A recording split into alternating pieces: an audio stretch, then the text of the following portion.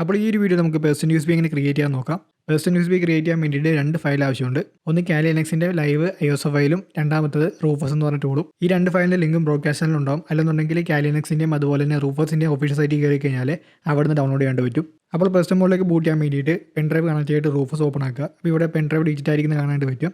അത് കഴിഞ്ഞിട്ട് ഡൗൺലോഡ് വെച്ചിരിക്കുന്ന iOS ഫയൽ റൂഫസിലേക്ക് ആഡ് ചെയ്ത് കൊടുക്കുക.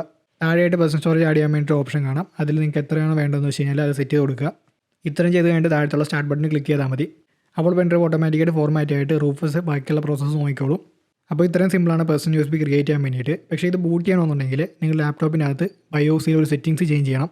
അതിനായിട്ട് ലാപ്ടോപ്പ് റീസ്റ്റാർട്ട് ചെയ്തിട്ട് നിങ്ങളുടെ ലാപ്ടോപ്പിൻ്റെ ബയോസ് കീ ഏതാണെന്ന് വെച്ച് കഴിഞ്ഞാൽ അത് പ്രസ് ചെയ്തുകൊണ്ടിരിക്കുക.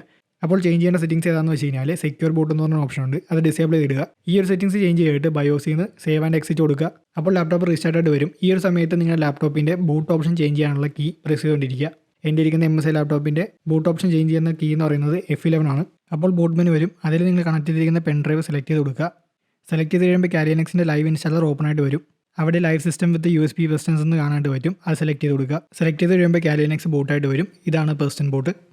അപ്പോൾ ഇത്രയേ ഉള്ളൂ, ചെയ്ത് നോക്കുക. അപ്പോൾ ഈ ഒരു വീഡിയോ നിങ്ങൾക്ക് ഇൻഫോർമേറ്റീവ് ആയിട്ട് തോന്നിയിട്ടുണ്ടെങ്കിൽ ഇതുപോലത്തുള്ള റേ ടെക്നോളജി കണ്ടന്റും cyber security and hacker related video കിട്ടാനായിട്ട് ഈ ഒരു പേജ് ഫോളോ ചെയ്തു.